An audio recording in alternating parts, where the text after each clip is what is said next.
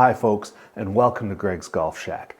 Do you get lost in swing thoughts when you're standing over the ball, thinking about your backswing and your wrists and your hands and your hips and all these different thoughts racing through your mind, and ends up being a bad strike because you're just so distracted and unfocused? And maybe we can quiet those thoughts by focusing on a certain kind of shot. Now, I know a lot of amateurs are thinking, oh, I'm not good enough to shape the ball and change my ball flight and everything, but it's not really as difficult as you might think, and I'm going to give you just a little bit of a crash course on how to hit different types of trajectories. And the point is, if we get so tied up in our swing thoughts, we don't know what's going to happen. If we literally are going to hit and hope, then what do we have to lose to try something a little bit different? So let's step in and have a look. Now, a lot of us will get so wrapped up in our swing thoughts that, we'll end up compromising our swing because we're just so distracted.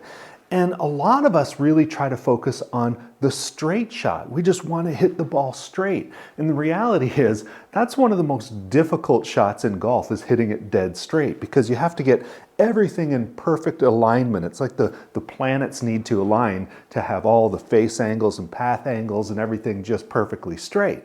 And most of us will have a natural curve to our swing.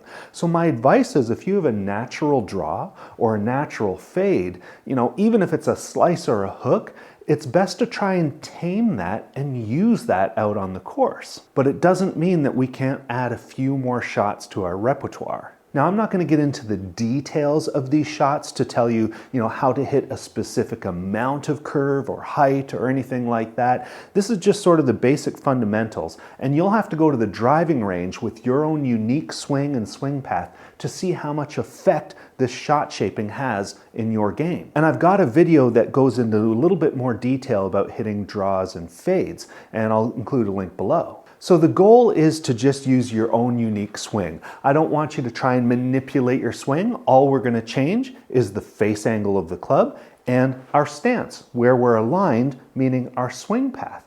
So to start out, we're going to talk about a draw. I'm a right-handed player, so that means starting it out to the right and curving it back towards the target.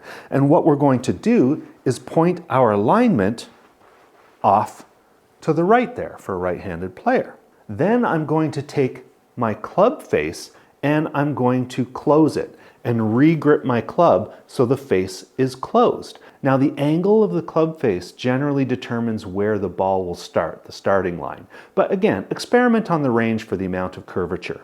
And now, with aiming out to the right with a closed club face, just swing your normal swing and see what happens.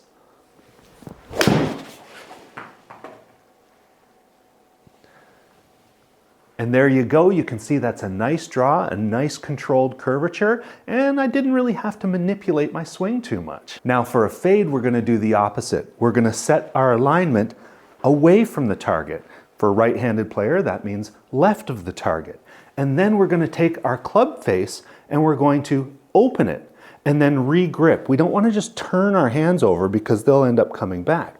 So I'm taking my grip with an open club face, and then that's how I'm going to strike the ball and just swing my normal swing along that alignment. Now, for those of us who slice, it's a little bit difficult to open that club face. So you might want to open it just a little bit more than you normally would. Try to clear your mind of that and just swing your normal swing.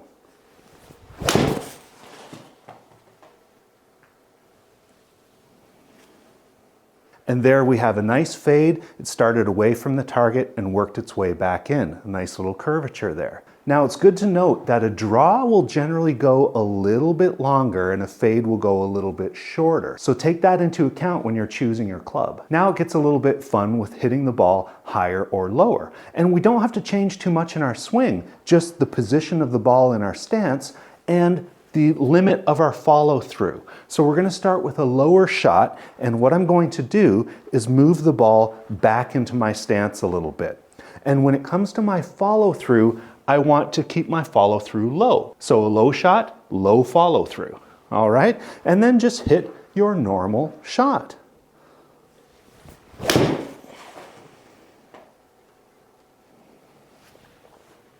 There we go. I hit it out to the left a little bit, but it was nice and low. Again, a game of opposites. If we want to hit the ball high, we're going to move the ball up in our stance a little bit, and we want to finish with a high follow through. And that should get the ball up into the air a little bit more.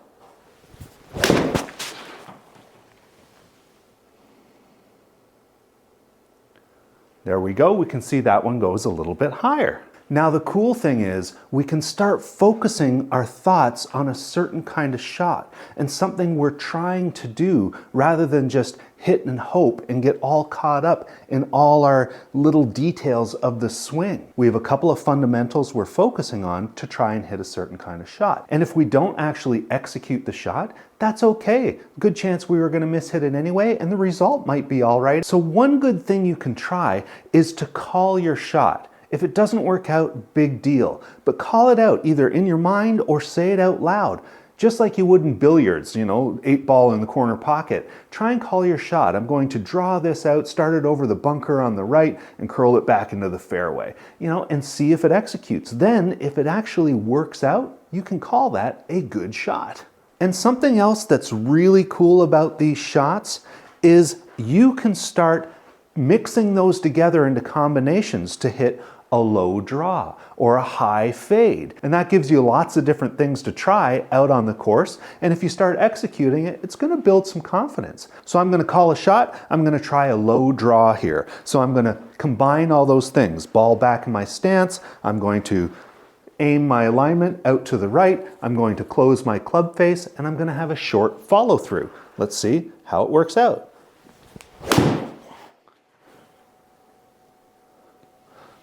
Look at that, a nice little low draw. So let's call another shot here. Let's try a high fade. I'm going to aim off to the left. I'm going to open the club face, put the ball up in my stance, and try and finish with a high follow through. Let's see if we get the result we expect. Isn't that beautiful? A very nice high fade. Now I get it, when we're out on the course, we're trying to shoot a certain score, maybe we've hit a couple of bad shots here and there. It's hard to commit to wanting to try new things and try shaping a shot. And we can get locked into this thought, I just want to safely hit it straight down the fairway. But remember, it's difficult to execute that. And the more you try and successfully execute shaping different kinds of trajectories, you're going to build some confidence. And you're also going to start to learn what it is to control the path and the face a little bit more, which makes that elusive straight shot a little bit easier to execute.